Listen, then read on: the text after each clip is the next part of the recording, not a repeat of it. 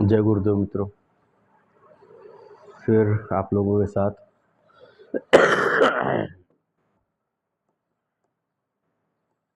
कल हमने बात की थी चेतना के ऊपर कि वास्तव में ये चेतना ही है जो हमें अस्तित्व प्रदान करती है।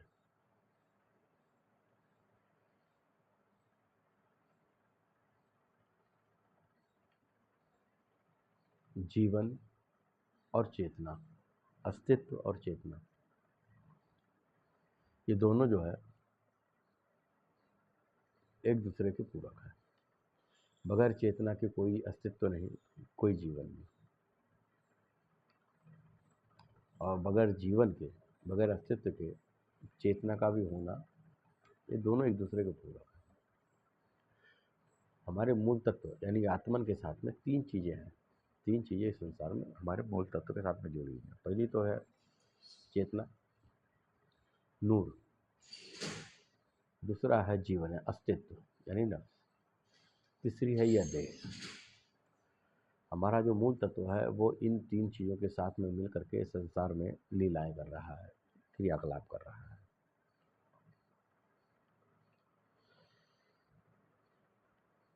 जीवन और चेतना जो है वो दोनों एक दूसरे के पूरक है। यदि हम गौर करें अपने क्रमिक विकास पर, तो जैसे कि हम पढ़ते हैं कि होमो सेपियंस के बारे में, पाषाण युग के बारे में, वहाँ के मानवों के बारे में, तो हम आज जो है उनकी अपेक्षा ज़्यादा बेहतर ढंग से सोच सकते हैं, ज़्यादा बेहतर ढंग से समझ सकते हैं। तो ये चेतना का विकास है जो कि धीरे धीरे इस स्तर पर आया है, और यही अभ्यास अगर चालू रहा तो हम और आगे बढ़ सकते हैं। हमने इसी मुद्दे पर पिछले अध्याय में बात की, और जो जो ये बढ़ती चली जाएगी त्यों त्यों ये बनाएगी हमको और अधिक जागरूक और अधिक बुद्धिमान, तर्कसंगत, अस्तित्व को समझने वाला।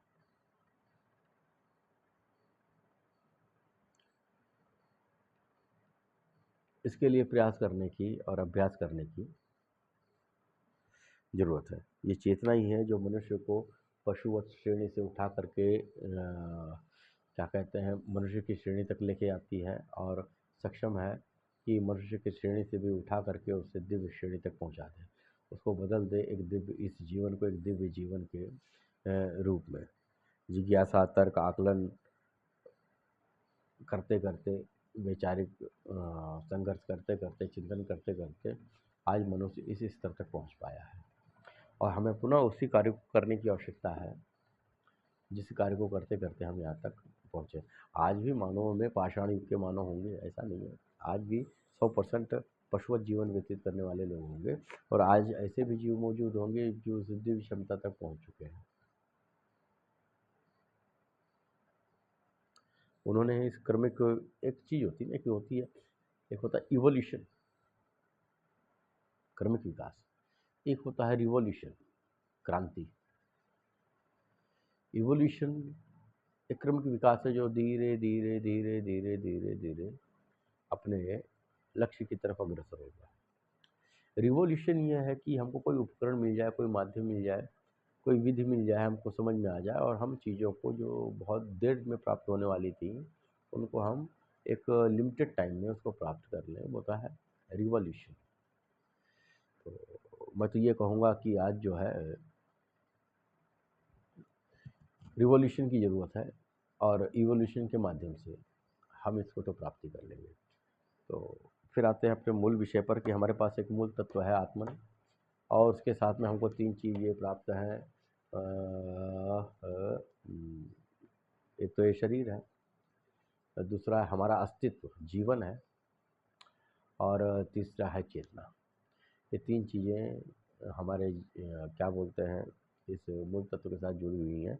अब इन तीनों को समझने का हम प्रयास करते हैं। देखिए, ऐसा है कि यदि हमारे पास एक अंधेरा कमरा है और हमारे पास एक छोटी सी मोमबत्ती है, तो वो मोमबत्ती जो है छोटी सी दूरी में प्रकाश करने में सक्षम है। वो फिर भी हमें दिखाती रहेगी कि आपके आसपास क्या हो रहा है।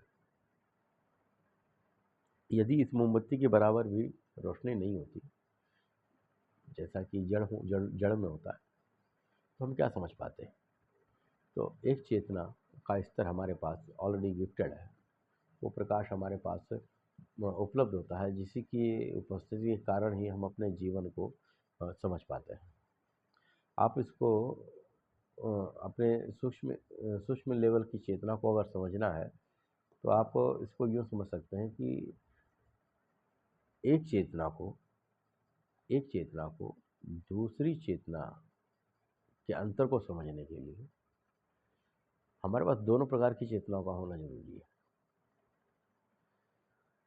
तब हम समझ पाएंगे कि नहीं, ये थोड़ी सी ऊपर वाली चेतना है, ऊपरी स्तर की चेतना है, और ये थोड़ी सी नीचे स्तर वाली चेतना है।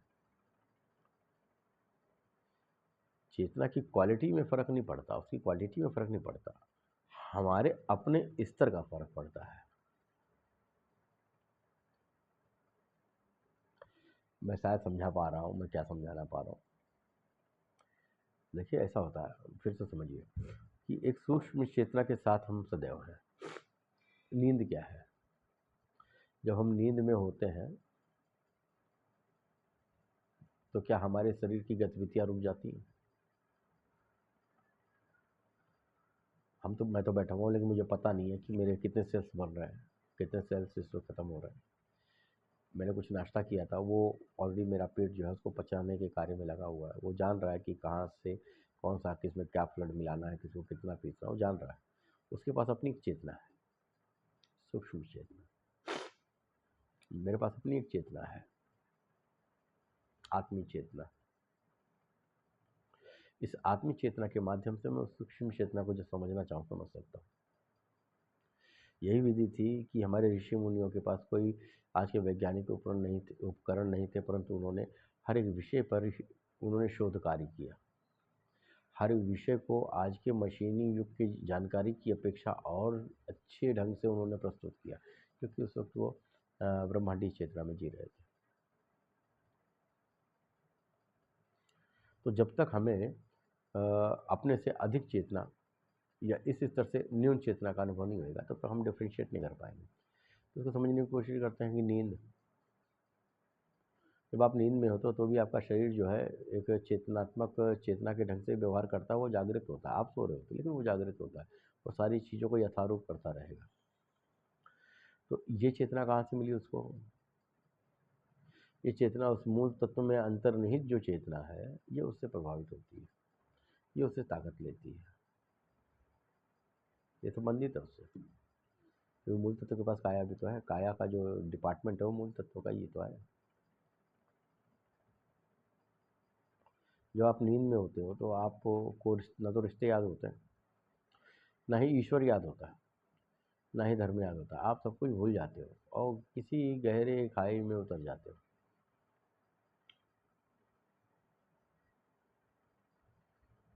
आप गहरे खाई में, तो परंतु उस स्थिति में भी आपको आपके होने का बोध होता है। सपने की बात नहीं कर रहा मैं। एग्जाम्पल, जैसे कि आप सो रहे हो, बड़ी गहरी नींद, जब उठते हो तो कहते हो आह मज़ा आ गया, बड़ी अच्छी नींद आई, बड़ी अच्छी नींद आई। तो इस नींद के प्रति जो जागरूक था, जिसने अनुभव किया कि बड़ी अच्छी नींद आई, तभी तो आपने कहा कहीं ना कहीं से तो आपको वो जो अनुभव ले रहा है, वो जो चेतना का स्तर है, वो सूक्ष्म चेतना का स्तर है।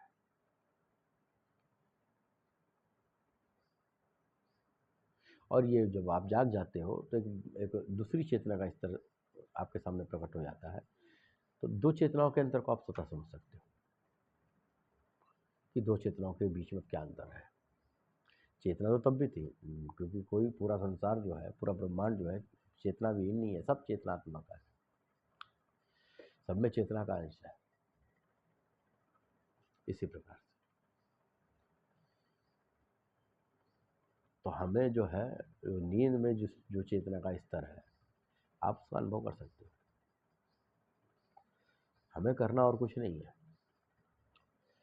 हमें अपने अभ्यास के माध्यम से, अपने ज्ञान के माध्यम से इस चेतना के स्तर को बढ़ाते रहना है। हम अपनी नींद की चेतना को समझ ही तब पाते हैं, इस न्यून स्तर की चेतना को, इस सूक्ष्म स्तर की चेतना को समझ ही तब पाते हैं जब हम उसकी तुलना करते हैं अपनी जागृत अवस्था की चेतना पर। बस उतना समझना कि जब नींद में आप होते हो तो वो कौन है जो सो रहा था, और वो कौन है जो उस नींद का आनंद ले रहा था, और वो कौन है जो उसकी गवाही दे रहा है कि मैं बहुत ही अच्छी तरीके से आज नींद में हुआ। वो कौन है वो जो रक्त का संचरण करवाता है, कौन है वो चय अपचय को करवाता है। तो जब आप इस पर गौर व फिक्र करेंगे तो आप इस चेतना को और अच्छी ढंग से समझ पाएंगे। सब कुछ चलता रहता है, प्रसारित होता रहता है सृष्टि के विभिन्न क्षेत्रों में, सब कुछ स्वतः होता रहता है। जिस तरीके से आपने नींद में अपने सूक्ष्म चेतना में रह करके अनुभव किया कि सब कुछ अपने आप हो रहा है, उसी तरीके से ब्रह्मांड में भी सब कुछ अपने आप हो रहा है। एक चैतन्यता की लहर पूरे ब्रह्मांड में एक बह रही है। अपनी नींद से इसको रिलेट करके देखिएगा। अपनी नींद से, नींद में होने के बाद ईश्वर कहाँ गया, धर्म कहाँ गया, कर्तव्य कहाँ गए, संस्कार कहाँ गए, संस्कृति कहाँ गई। उसके बावजूद भी रक्तों का परिसंचरण, सेल्स का बनना, और अनुभव, आपका अवेयरनेस, आपके अनुभव में चीज़ों का आना, चीज़ों का चय अपचय होना, घावों का ठीक होना, ये सब चीज़ें चल रही हैं अपने आप, स्वतः चल रही है। ये स्वतः चेतनात्मक है या चेतना के स्पर्श में। तो पूरी सृष्टि जो है इस तरीके से एक फ्लो में है और मूव कर रही है। तो सबसे महत्वपूर्ण चीज़ है कि हम इस चेतना को समझ पाएँ। मैंने पिछली बार भी आपका आह्वान किया है, और अभी भी आपका आह्वान करता हूँ कि ये चेतना ही है जहाँ से नई संभावनाएँ, असीम संभावनाएँ खुल सकती हैं। हम इसके प्रति जागरूक हों और उसको समझने का प्रयास करें। जीवन और चेतना, अस्तित्व और चेतना, नफ्स और चेतना, नफ्स और नूर, ये एक दूसरे के पूरक हैं। ना चेतना कभी ख़त्म होगी, सूक्ष्मतर सूक्ष्म हो जाएगी, ये ख़त्म नहीं होगी, और इसी तरीके से अस्तित्व भी ख़त्म नहीं होगा, क्योंकि सब एक दूसरे के साथ में जुड़े हुए हैं। और यही चेतना ही हमें बनाती है, मनुष्य हो, पशु हो, प्राणी हो, वनस्पति हो, दिव्य हो, तुम किस स्तर पे हो। और ये हमें एक असीम संभावनाओं का द्वार खोलती है अगर हमने इस पर कार्य किया तो। आइए इस चेतना पर गौर करें, क्योंकि यही वो नूर है जिसके आधार पर पूरा विश्व खड़ा है। तो आज के लिए बस इतना ही शेष है, फिर अगले भाग में। धन्यवाद।